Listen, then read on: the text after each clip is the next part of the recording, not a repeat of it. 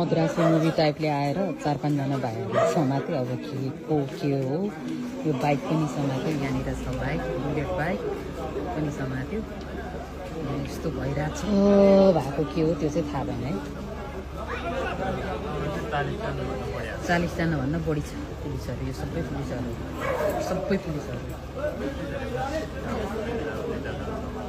थाहा छैन के केसमा हो।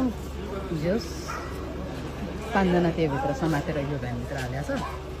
ठुलो भ्यानभित्र गाडीभित्र।